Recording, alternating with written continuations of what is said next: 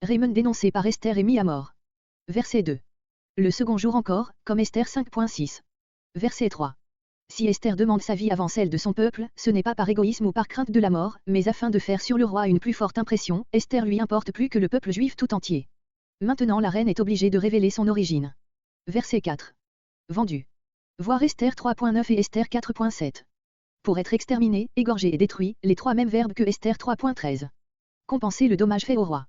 Notre traduction de cette phrase difficile a l'avantage de conserver au monézek le sens de dommage, que chacun lui donne dans Esdra 4.13, Esdra 4.22, je garderai le silence s'il ne s'agissait que de nous et de notre liberté. Mais il s'agit du roi que notre mort appauvrira et voilà pourquoi je parle. D'autres entendent, l'oppresseur ne vaut pas la peine que je trouble le roi par mon accusation. Mais d'où viendrait cette note méprisante, s'agissant d'un homme capable d'enlever la liberté ou la vie à tout un peuple? Verset 5. Littéralement, et le roi Assuérus dit et dit à Esther, la reine.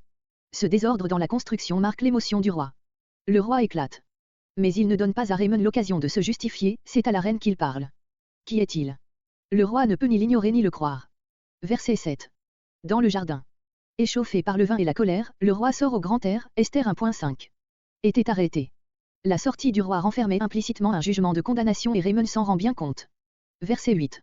Si l'on se souvient avec quelle réserve les rois de Perse voulaient qu'on en usât avec leurs femmes et qu'ils condamnaient à mort non seulement ceux qui avaient osé les approcher ou les toucher, ou simplement s'approcher de leur litière, on jugera du transport de Xerxès en cette occasion et de la détresse qui avait poussé Raymond à une pareille imprudence. La parole, la sentence de mort qui n'est pas rapportée, mais qui suivit immédiatement la question qui précède. Esther, à supposer qu'elle eût voulu enlever au roi son injuste soupçon, n'eut pas le temps d'intervenir. Le visage et non pas la tête seulement, comme Esther 6.12. On traitait ainsi ceux qu'on conduisait au supplice. Le voile privant de la lumière était l'image des ténèbres de la mort qui allait recevoir le condamné. Philotas accusé de haute trahison fut conduit la tête voilée devant Alexandre, Quinte Curse 6.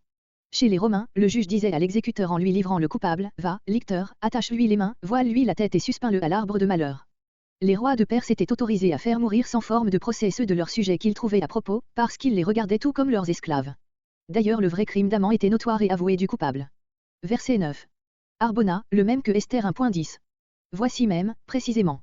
On a quelquefois vu davantage dans ce mot même, qui signifie proprement aussi, à diverses autres accusations élevées par divers assistants contre Raymond, Arbona ajouterait celle-ci, il voulait pendre le sauveur du roi.